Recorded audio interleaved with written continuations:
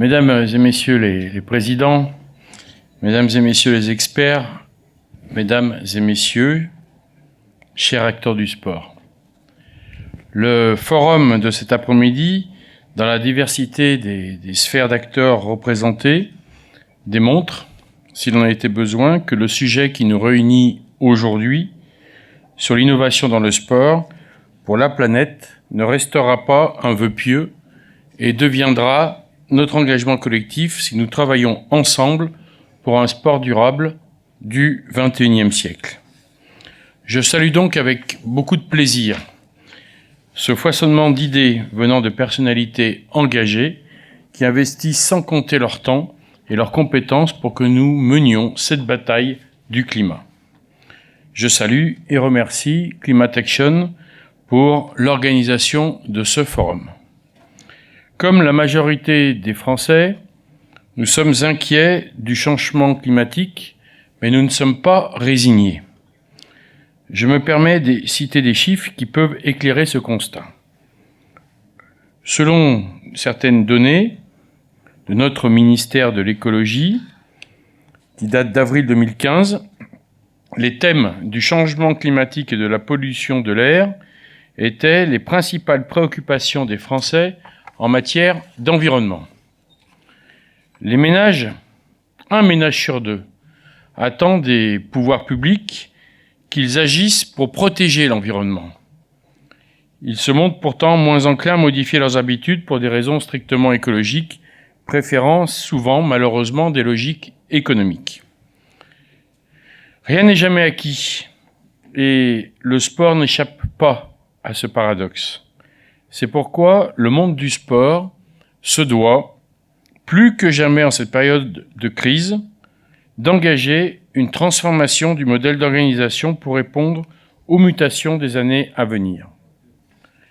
Les actions impulsées par mon ministère, avec tous les acteurs, ont différents objectifs.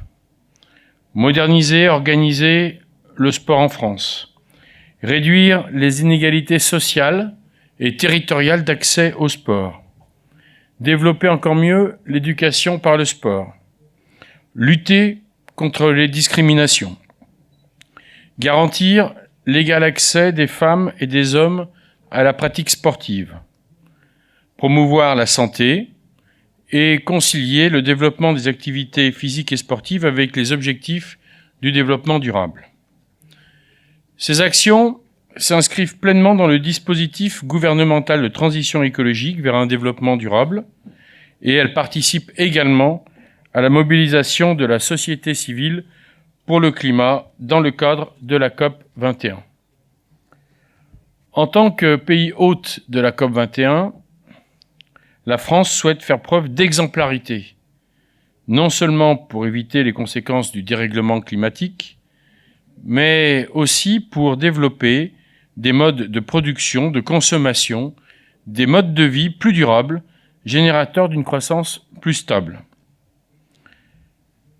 Comme j'ai déjà pu le dire vendredi dernier au Bourget à la COP 21, il faut réaffirmer avec force et dans la durée que le sport, comme toute activité humaine, a un impact sur notre environnement et se doit de le réduire, voire de tendre vers un impact positif. Cela passe tout d'abord par l'optimisation de nos consommations de ressources naturelles, par la réduction de nos émissions de gaz à effet de serre et par la lutte contre la perte de la biodiversité. Depuis des années, les sportifs ne veulent plus se rendre complices de comportements archaïques et irresponsables en termes de pollution des sites de pratique, comme d'émissions de gaz à effet de serre non maîtrisées. Le monde du sport a donc dû innover dans notamment les domaines de circuits courts, de recyclage de déchets, de consommation d'énergie et d'économie des ressources en eau. Les bâtiments sportifs neufs, comme les rénovations, permettent non seulement de ne plus dépenser, mais également de produire de l'énergie et de récupérer les eaux de pluie. Les organisateurs d'événements sportifs innovent également sans attente des pouvoirs publics, comme par exemple la course de l'ultra-trail du Mont Blanc, qui en 10 ans a conduit une politique de réduction d'impact tout en se développant. La France est d'ailleurs un pays où les sports de nature sont développés. Je pense au ski, je pense au canyoning, ou encore je pense à la course à pied, au run qui prend de plus en plus d'ampleur dans notre pays et au niveau de l'Europe. Le maintien de la pratique est donc conditionné à la préservation de l'environnement et nous devons créer de nouvelles habitudes. Et c'est vrai que c'est le mouvement sportif qui doit jouer lui-même un rôle déterminant. Il faut donc agir. Nous devons pérenniser le modèle et il faut que tout d'abord, l'organisation des grands événements sportifs soit faite de façon durable et soutenable. C'est un sujet qui est extrêmement important pour nous, sachant que vous n'êtes pas sans savoir que Paris a déposé sa candidature pour l'organisation des Jeux olympiques et paralympiques de 2024. Et que un des deux coprésidents de la candidature, Tony Estanguet, vendredi dernier à la COP21, disait que les questions de développement durable, d'héritage, de soutenabilité de l'événement seraient au cœur de cette candidature. Mais nous avons aussi des championnats du monde, comme le handball, le hockey sur glace, le canoë-kayak. Nous allons aussi accueillir en 2018 la fameuse Ryder Cup, ou encore la Coupe du monde féminine de football. La création de la norme ISO 20121 pour des grands événements sportifs durables est un premier pas réalisé par le comité de candidature de Londres 2012. À nous tous maintenant de transformer l'essai afin de rendre les événements sportifs totalement durables pour que, quelles que soient les villes ou les pays qui les accueillent à l'avenir, cela soit une évidence. Comment faire ? Nous contraindre collectivement. Nous devons ensemble et de manière solidaire dessiner la trajectoire pour rendre nos grands événements sportifs internationaux soutenables. Ce n'est pas des bonnes résolutions de début d'année, mais il faut être dans le concret, dans ce qui fonctionne. Et l'Europe doit être exemplaire et les fédérations sportives européennes et nationales doivent l'être aussi. J'ai d'ailleurs évoqué récemment, lors d'un Conseil des ministres européens, avec mes autres collègues, l'intérêt de travailler sur la soutenabilité des grands événements sportifs internationaux. Et je peux vous dire déjà qu'un travail sera formalisé par les Pays-Bas qui assureront la prochaine présidence de l'Union européenne. Ce travail mené par le futur président devrait aboutir à une charte d'engagement des pays et des organisations sportives afin de vraiment contraindre ces sujets pour les organisateurs.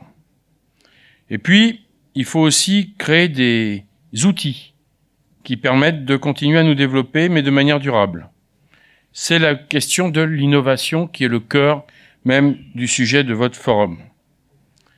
Ça existe, l'innovation dans le sport, et sans vous faire un catalogue sur ce que j'ai pu voir à la COP21, il existe une multitude d'initiatives, publiques ou privées, parfois les deux d'ailleurs, comme la fabrication de sols d'équipements sportifs à base de semelles de chaussures ou de pneus usagés. La France a également développé plusieurs outils pour accompagner les organisateurs d'activités sportives. Je vais vous en citer quelques-uns.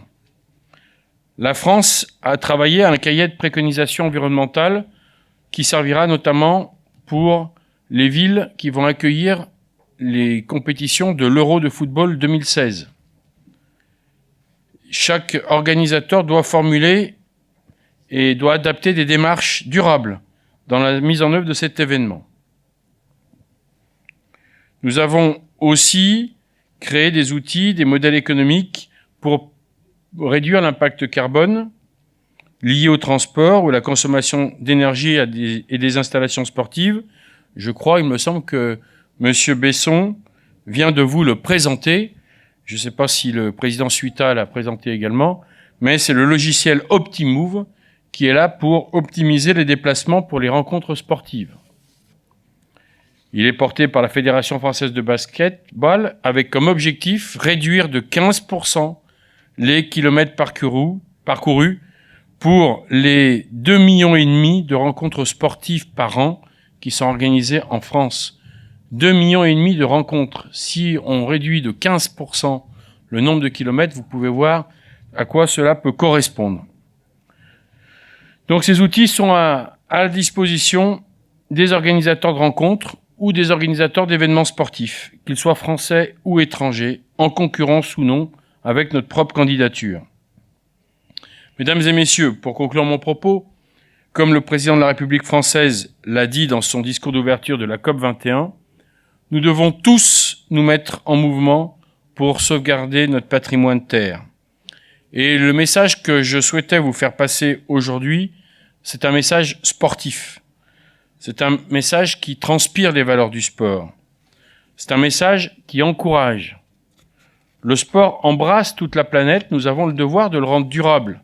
Si nous voulons que la planète le soit, nous devons innover, nous devons aussi mettre en application concrètement l'ensemble de ces innovations, car je crois qu'aujourd'hui, ce que nos concitoyens attendent, à tous les niveaux, et même au niveau d'un forum comme celui-ci, c'est que derrière des beaux discours, derrière des grandes intentions, il y ait surtout des réalisations.